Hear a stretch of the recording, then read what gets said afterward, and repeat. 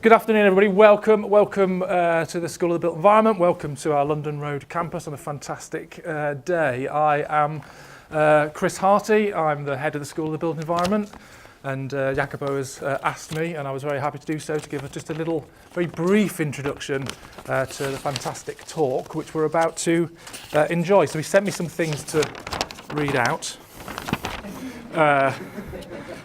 which I may or may not do. Who knows? We know we're going to have the talk for about 50-55 minutes, something like that, and then we're all very kindly invited to go across to the old library across the quad there for a little reception and a few conversations between ourselves. We'll look forward to that at about 6:30.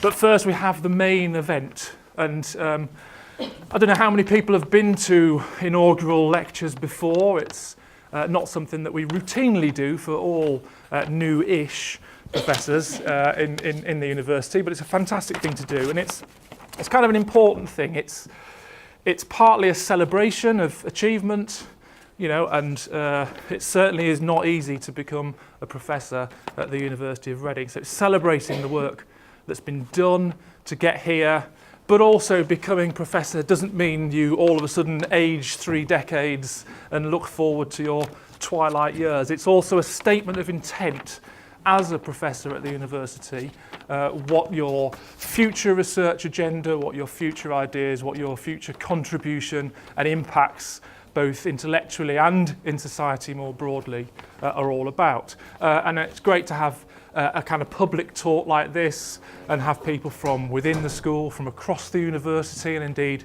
from outside, friends and relatives. Fantastic to see everybody.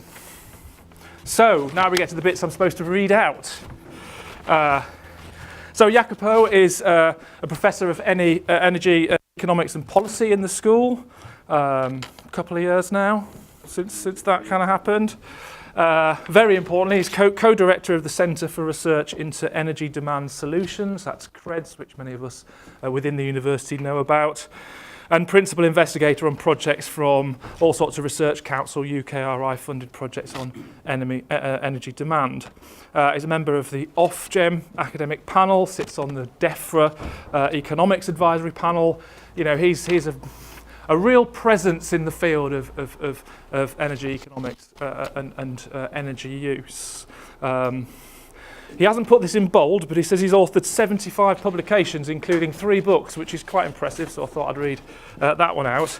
And before coming to Reading, he's worked at the London School of Economics, the University of Surrey and European University Institute, PhD from King's, Masters from King's, and a degree in economics from the University of Milan. All of which are interesting, but we're very, very happy to have him here as a professor at the University of Reading. Jacopo, the floor is now yours, please.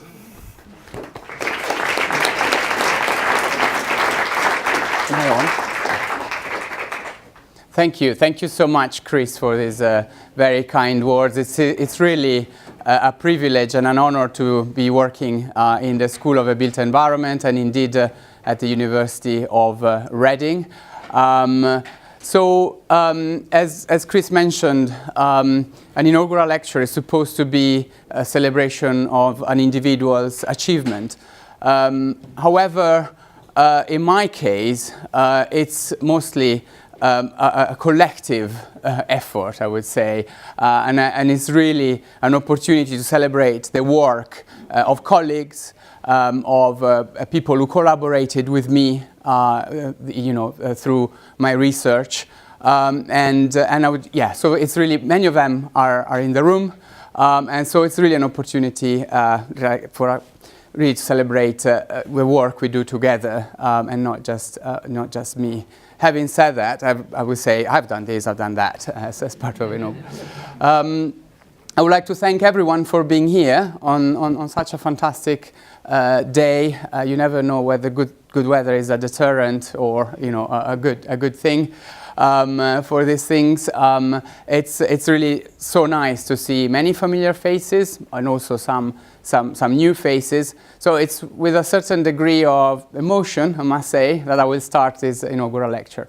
So Chris mentioned there are some general rules which are applied, or more like practice which is applied to inaugural lectures. I will follow the one of a speak for 55 minutes up to 6:30, and then we go for drinks. So I will not have a discussant, or I will not do a Q&A. Indeed, there's not a rule for the University of Reading inaugural lectures. I just follow the practice that suits me the most in this case. Okay, so and I thought that basically since quite a lot of the work I'm presenting today is about time, I thought it would only be fair to give you a sense of what you are in for in terms of time and different parts of the material. We have the lecture is broadly speaking divided into two parts. One which is about the peak phenomenon, so research into understanding what peaks in electricity demand are about. And the second part is about, in a sense, ways to mitigate peaks and research into demand-side flexibility, or basically shifting the timing of electricity demand. And those are some of the graphs I'm going to cover.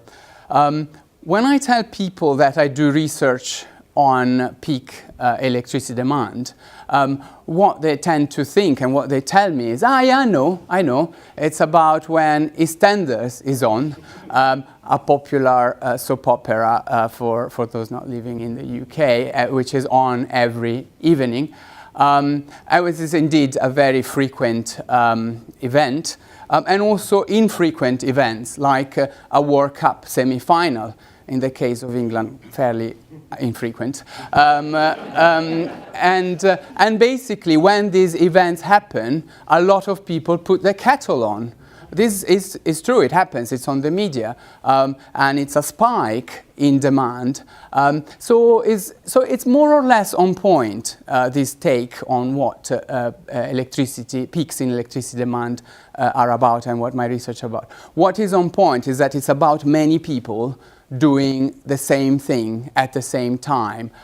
What is less on point is that this is really a spike which typically is dealt with in the system by hydropower pumped storage. So something that the system can deal with very easily without excessive costs or anything like that. So what type of peaks do I look at? So it's really about everyday life, and when people go back from work, they start making their journey home, and then they come home and they turn everything on. Obviously, like they would turn on lights, do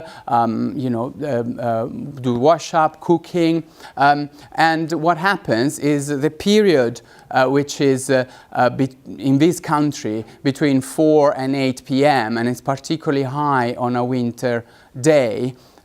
It's that period, so it's quite a chunk of time in which people are doing things at the same time.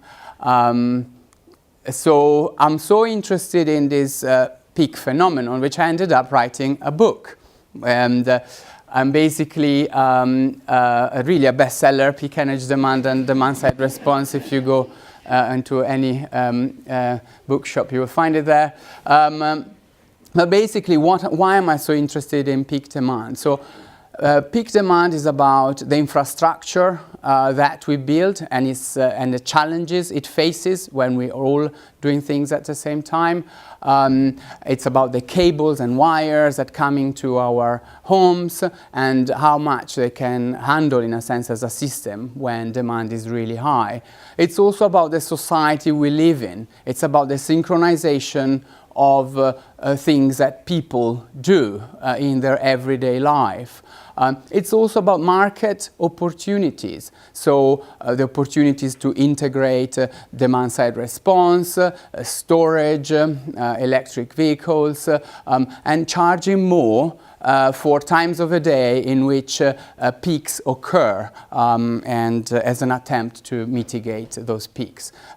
So these are the reasons why, in a sense, to me, the peak phenomenon is interesting and worth of investigation. Indeed, it's often portrayed as a problem, as a societal problem, and I'll try to explain what that means. So there is a narrative out there which is around, oh, what if demand exceeds supply, right? And so a typical example is people go home.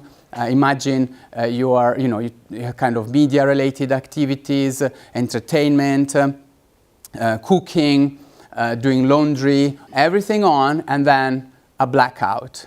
Yeah, it's a bit like Brexit or something really dramatic.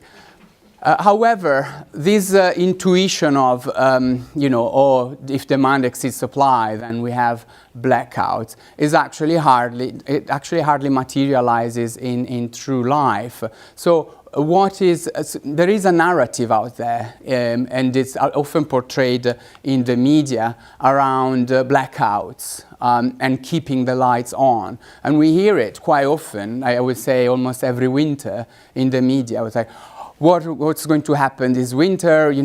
What if demand is too high? What if we can't roast turkey for Christmas? Big national concern around keeping the lights on. It's and this is a date in your diaries. It's actually next week, 23rd of May. The book Energy Fables, which I edited with Jenny Riniken and Elizabeth Shove, is coming out. It's going to be published on the 23rd of May.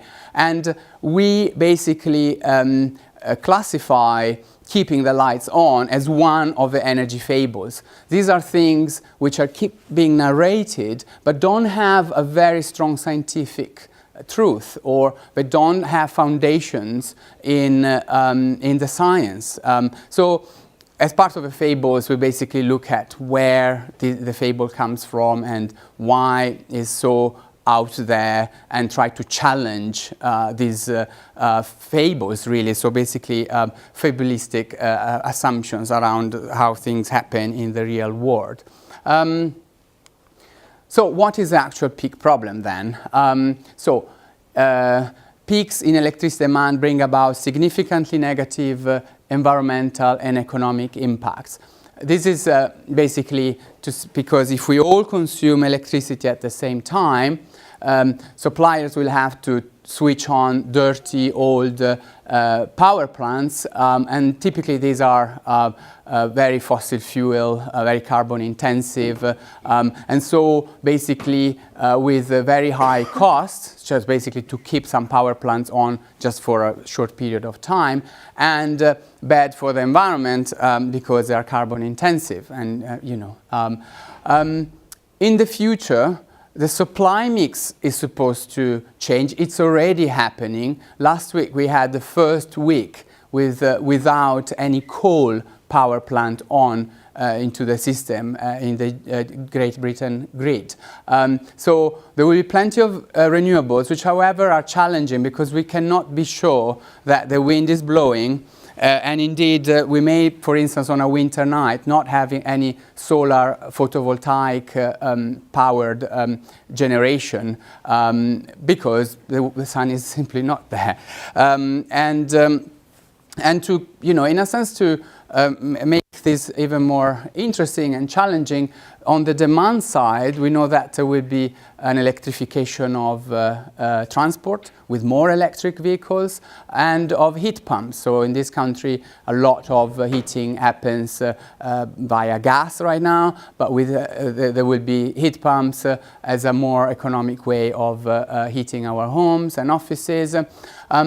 Sometimes these are seen as a problem because they tend to increase demand intuitively. However, they might also be part of a solution if smart heat pumps are adopted, or electric vehicles can basically send electricity back to the grid. And so it's a very interesting space for research. Okay, so the research is about understanding peaks. and I mean, I would say firstly, and then about understanding demand-side flexibility or ways to mitigate peaks and not only, in a sense, increasing demand flexibility. With different intensities depending on the season or the day of the week, we experience the same peaks over and over again. For instance, this is a week from Monday to back to Monday, and this is the amount of gigawatts which are in the national level. So it's kind of a national demand for electricity. And what you can see is that, for instance, the blue line represents February. And it's the highest, and the other lines represent other months. So basically you can see that that shape of peaks happens every day with different intensities, obviously. The other thing you can notice is that Christmas is not a day in which peak demand is particularly high, typically. Good news, we can carry on roasting turkeys for many years to come. Okay, so spelling out a bit the problem of peak demand. Here what you have is, again, days of a week on the horizontal axis, and again demand. And basically, what we see is that we have the peaks in the pink area here, and we see that prices of electricity spike really high when in those pink areas, when evening peaks take place, okay? So that's one thing. And then carbon intensity, and this is thanks to work by Vicky here. Basically, we know that for the same week in different years, so this is the week commencing on the 13th of October in 2014, and then the equivalent week of a year for 2015 and so on. So particularly when you look at the red line and the yellow line, which represent 2015 and 2016, we can see that the carbon intensity, so the CO2 emissions associated with the grid, basically go up during those pink periods. This is basically another way of saying about, basically stating the peak problem. Okay, good, fair enough. But how do we understand the dynamics of energy demand within a day, and what tools do we have, in a sense, to understand peaks, what they're made of, and so on? So this is a simple example, but for a weekday and a weekend, the same household will be experiencing similar weather conditions if we are in the same season. The building fabric will be the same between the weekday and the weekend. The energy efficiency or the efficiency ratings of appliances will not have changed between the weekday and the weekend. And indeed, especially for those on flat tariffs, the price of electricity will not change between weekday and weekend, so how much we are charged per kilowatt hour. However, if we look at this very strange 24-hour clock, where what you have around the clock are the hours of a day, in 24 of them, and the red line represents the electricity demand of that household on a weekday, whereas the gray area represents the electricity demand of that same household at a weekend. You can see that these have two very different shapes. And so variables like weather, building type, efficiency of appliances, and price have done wonders in energy demand research in the past to explain volumes of energy demand. So what on aggregate typically, for instance, a home would consume. But they are not very useful when it comes to understanding the dynamics within a day. And so, in a sense, the intuition which I had some time ago was to shift the attention away from these variables and to focus on people's activities. So what will change in this household between the weekend and the weekday is what people do, which is different, and explains the much of how this varies between a weekday and a weekend. So very good in a sense, but also, you know, ground zero, right? So what do we know about, you know, what people do and what kind of information can we gather about that? So there is information which you have to source outside, in a sense, the energy world about what people do, as in people's activities. These are typically the National Office of Statistics in every country collects every so often information about thousands and thousands of people, and it's a kind of diary type information where people would say what they do every 10 minutes. You can find really fascinating information and data about this. For instance, you will find out that in Belgium, between 4 and 4:10 in the night, most people sleep. I mean, this is really groundbreaking. No one would have ever imagined. And so basically it's about connecting this type of information to what really electricity demand and how it varies throughout the day. So we can follow throughout the day what people do. Now this is quite a lot of colors, but this is the time of the day from 7 a.m. so really daytime to 10 p.m. And you can see basically there's quite a lot of work. This is divided by gender.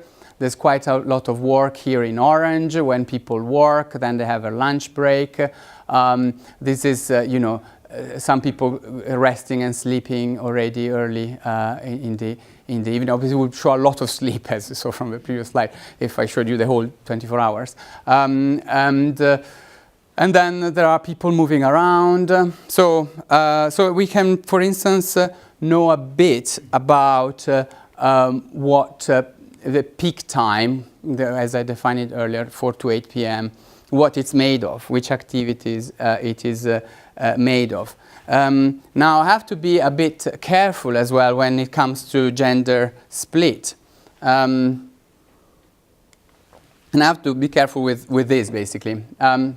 There's nothing about women as a gender which triggers higher demand or higher peaks.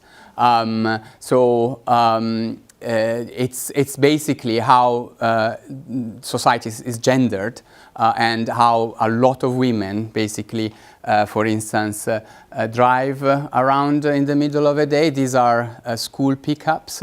A lot of them go home from work earlier. It's basically a reflection of the society we are living in which women do quite a lot of unpaid work, for instance, at home.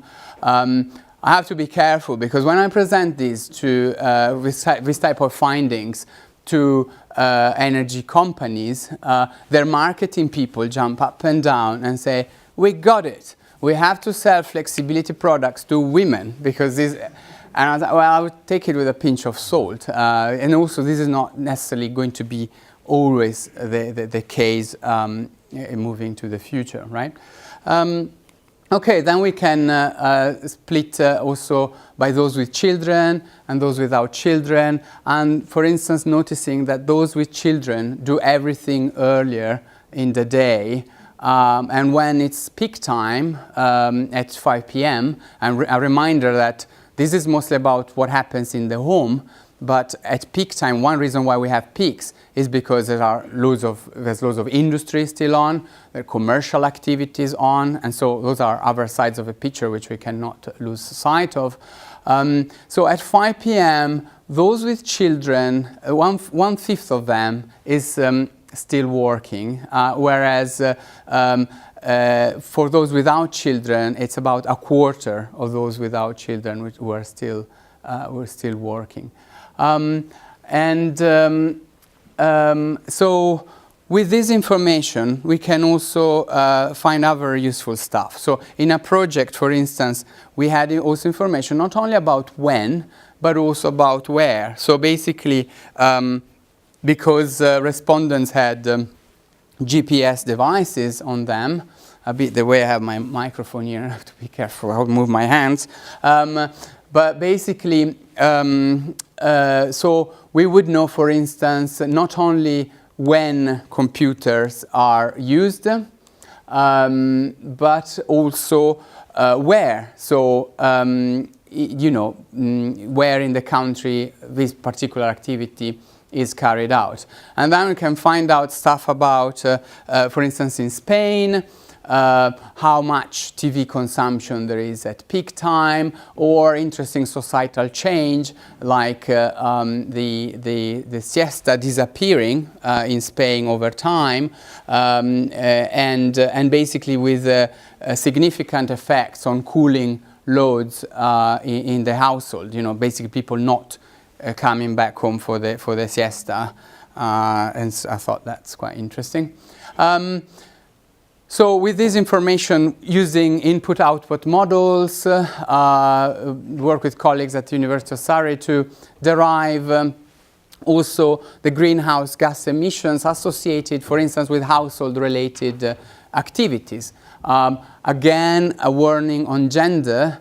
It's not that women, necessarily because they're women, push CO2 emissions or greenhouse gas emissions of their activities higher up. This is at home only, and it can really be easily explained with higher home occupancy, right? So it excludes what happens out there, whether it's at work or traveling, and so it's just a very partial picture of what greenhouse gas emissions are during the day. And then, you can do some comparison across different countries. So, for instance, you can look at, because we have this information for different countries, you can look at 15 different European countries and the level of occupancy which you have in these different countries across a typical day. It's particularly relevant if you think of an interconnected super grid in which there are loads of renewables and you want some information about where demand is, for instance, from the residential sector. Then this is quite powerful information to understand the dynamics. The comparison doesn't have to be just across many different countries. Recently we did some work looking at UK and Germany. And for instance, we see that Germany has a bit of a peak in the middle of the day, which the UK doesn't experience this strongly. This is, you see this orange is cooking. Germans tend to prepare hot meals for lunch or eat hot meals for lunch, which is something British people don't do. And whereas in the evening, British people prepare hot meals, and so the contribution of cooking is quite high in the evening. And in Germany, there's a tradition to eat also cold meals, which explains there's not so much cooking going on in the evening. So it's kind of reversing the meals, the energy demand associated with meals there, okay? The comparison can be across time as well, as in decades. If we look at the national electricity demand between 2006 and 2016, we noticed a slight shift in peaks to later in the evening. So this is using electricity demand data from National Grid. And basically, especially in July, in the month of July, you can see from the lighter gray to the dark, well, to black line, that there's been a shift in peaks to later in the evening. And because of the emphasis on activities and what people do, of course, trying to give an explanation through activities. So how did these activities change? And we have, thanks to this national time use survey data in the UK, we have information from 1974 to 2014, and we're basically able to know that there's been a shift in eating for all people in the UK, but particularly those of working age, so under 65-year-olds. And some other stuff like morning, so personal and home care used to happen much more in morning weekdays decades ago, and nowadays it happens much more in the evening peak period or at the weekend, okay? Fascinating stuff. And of course, the amount of empirical analysis that one can do in this area is almost, I was going to use a word that you don't use anymore, limitless. But, so, you can, for instance, derive time dependence. How dependent are activities from the very time of the day? And then we do work about working patterns and how people who have obviously night shifts would be, what they do at peak time is very different from the 9-to-5 job. But trying to understand some of those aspects. So basically do quite a lot of this type of empirical analysis, and but over time you realize that whilst it's great to have all these perspectives, it comes to a point when you have to stop and think. And I had this opportunity in my career. So it was on a Monday morning of a few years ago. I received a phone call, and it was Elizabeth Shove, who is a sociologist, a renowned social practice theorist, you could say, relating to energy demand. And she said, "Oh, Jacopo, do you want to be part of a demand center?" "Yeah, fantastic. Yeah, I mean," it's like, "What is it?" So I didn't quite know what I was in for. And I think these photos can just give you an impression of what working in demand for 5 years was about. I mean, we weren't out there in the woods for 5 years. We also worked in more traditional ways, including in the office and on your laptop and things like that.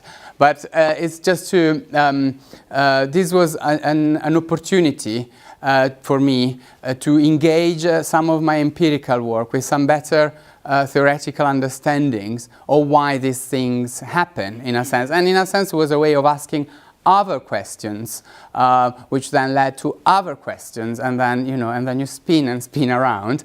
But certainly quite a change from the way I was working before.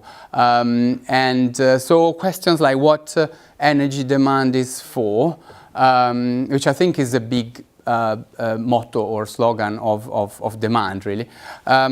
Which concepts help explain the dynamics of energy demand? Why is there societal synchronization? And how can peaks be mitigated with non-energy arrangements? These are some of the things that I learned. I also know something, and I should mention now, something that those who work in energy demand research know quite well, but it's basically, in a sense, a theoretical understanding of energy demand, if you like. and the timing of when this happens.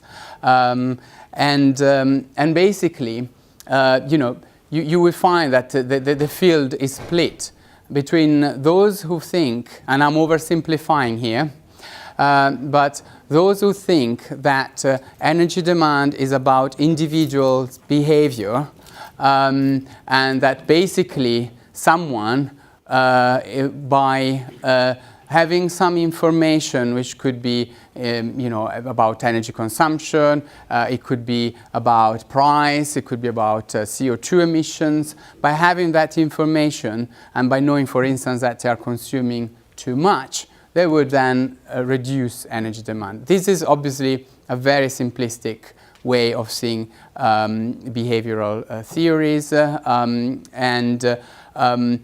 yes, but basically, let me just the alternative to this, if you like, is to look at social practices and basically again a very complex field which I will do no justice in one slide. And you have a picture there of Elizabeth looking rather spooky. Elizabeth was also Chris's supervisor. Yeah, she said, "Oh, put some funky pictures of you when you were promoted to reader," and I was with a gown and stuff like that. I said, "No, I'll put pictures of you instead." I was like, "Here, it's my lecture," and basically, social practices are good at explaining everyday life. So. It was a bit of a match from my empirical work to think of why is a day structured like this? What are the traditions, the history, the culture which lead to the type of everyday life we have? So it would, for instance, explain, why people go from home to drop children in school, and then many of them go to work, and then everyone returning home at the end of a day. It's a simplification, but basically it's understanding the timing of everyday life's activities and how we relate it to energy demand. And so when it comes to the second part of this lecture, which is about flexibility, I kind of carry that baggage of empirical understanding and theoretical understanding through this problem. So let me speak about flexibility now, because intuitively it's like, okay, they spoke about peaks, so it's about reducing the peaks. It's a bit like that. Especially in a world where we have plenty of renewables onto the system, the idea is that having some demand-side flexibility will reduce the costs, will improve the level of balancing with renewables, and it will make the most of emerging technologies like smart systems and battery storage and so on. So, and there are reports out there which point to the actual value of having all these. So the bubbles here show what the reports have estimated the amount of flexibility or the size of flexibility which we will have in the UK across these different years. The government estimates that by investing a fairly limited sum of money between now and 2021, they will then basically have a return on investment, or basically will have benefits in 2050 of very large benefits of 17 to 40 billion pounds. So there's quite a lot of emphasis out there on we need to make demand-side flexibility happen, okay? And what's the role of research in this? So the typical proposition of how we make demand-side flexibility happen is split in two. One is through price. So you charge people more, let's say at peak time, to simplify, and then they will have to reduce consumption. And time of use tariffs, critical peak pricing, real-time pricing are examples of tariffs which are designed to, in a sense, induce higher levels of flexibility. The other side is automation. So basically, whether it's through storage or automated forms of demand-side response.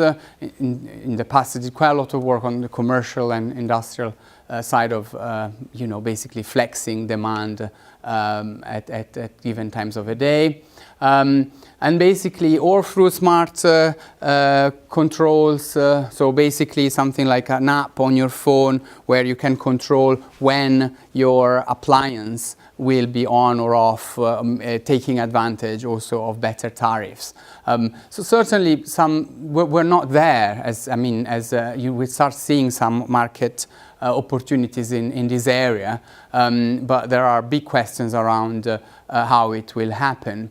And in a sense, research has to think about what the implications of these different types of flexibility are for people, okay? Because ultimately, this is about bills, and we know that in this country, fuel poverty is a real issue. So people really struggle to pay for their bills, and how does this all fit in a sense? So, as part of the final part of this lecture, I will only focus on price. Okay, I should say very briefly what time of use tariffs are, and so it's basically about if flat tariffs is what we typically are used to. The blue line means being charged the same for at different times of the day. Time of use tariffs would charge more at peak time and less off peak, for instance, at night. Okay, so this is not a new thing, and it's been there. We had Economy 7 in this country for quite a while, and in other countries there have been many experiences of time of use tariffs. So some people also reviewed what typical reduction of or level of shifting you would get from introducing different levels of time of use tariffs. So let me now, revisiting this word of tariffs and demand-side flexibility with the two approaches which I mentioned before. So one would be about individual behavior. So in principle, if you I would say I'm an economist, but I was going to say, if you're an economist who believes that price does a lot in this world, you would think that by increasing the price at given times of the day, demand would go down, right? And so when I was at the LSE with colleagues, surrounded by other economists, and we basically did studies which are, very much in that orthodoxy of, let's investigate how these things vary. And for instance, if you have more information about the environmental and the societal benefits of shifting electricity demand, would you reduce your willingness to accept? So basically, how much money you would, basically get for that shifting. Okay, so a typical design of this type of work, where you have a control group and a treatment group which has more information about environmental benefits and so on. The interesting thing of this study, for instance, is that is highlighted there in green. So basically, depending on the extent to which people felt that they could easily shift electricity demand according to their own schedule, then they would be willing to accept less money. So a discount of 17% for if you think that it's easy for your own routine and schedule. And intuitively, it's a bit about that. I mean, if there are things that I can easily do and earn money, then that's okay. However, that really led me to think that very few people wake up in the morning saying, oh, for the 12 kilowatt hours which I'm going to consume today, I'm hoping to spend £5.43 as opposed to £5.67, right? Which leads to, in a sense, a bit of, bias on my side in believing more in the second approach, or basically thinking that practice theories have the key for understanding the dynamics of energy demand and how everyday life, and also how time of use tariffs will fit in people's schedules and people's everyday life. So in the projects which I'm currently undertaking, we cluster based on what people do, and also based on non-energy related kind of things like work schedules and so on. We impose different time of use tariffs on different socio-demographic groups to understand winners and losers. And also on different clusters. So based on the idea that the clusters are designed around people doing exactly the same activities at the same time of the day, regardless of their socio-demographic. So someone could be super rich and stay at home very little because they work really long hours, and the same could be of someone who has really long shifts for work on a very low income, and at peak time they end up doing very similar things. And then, I'm not mentioned today much, but as part of a new CRED center, basically on automation and everyday life. So how will automation fit in this world? And so there's a few more graphs, and basically here you see the kind of work we do on sociodemographics. So for instance, here we have a comparison of how much happens for different income groups at peak time compared with off-peak. So cooking, for instance, in orange, is really is 4 or more times more likely to happen at peak time for wealthier people than it is off-peak. And cooking is obviously a big driver of these. So, for instance, single parents and people with children, again, very likely to cook at peak time as opposed to off-peak. And you know, we can look at during the day, for instance, for those on a high and a low income. So low is in blue, and this is occupancy. So it's almost like when people are at home, and you can see that there's a higher occupancy in lower income groups during the day, but then at peak, you know, they kind of meet. And this is a clustering type of work we do. So basically, here what we do is cluster or put in the same group households which carry out very similar activities at peak time. So you are in the same cluster, for instance, in the cluster 16 here, with those who do things like you at peak time. And the gray lines, are those spaghetti, are basically the individual households. The black lines are the mean of that cluster. And at the bottom here, you have, in any case, what's the cluster typically representative of in socio-demographic terms. So you still have the type of family, the type of employment, the income, how many people live there, how many children, how many rooms, and the type of building, so that you can keep an eye on what the cluster looks like. And the clusters themselves have a peak to off-peak ratio. So for instance, cluster 11 does a lot of stuff at peak time compared with off-peak. So intuitively, they will be worse off from tariffs which charge more for peak time consumption. And if you are into some yoga at this time of the day, you can stretch your neck and look at what the clusters, so at cluster 11, for instance, which are a big loser, what are they typically like? So they're fairly high income, middle-aged, a couple typically. Obviously not everyone in that cluster will be like that, but you know. And those who are really better off.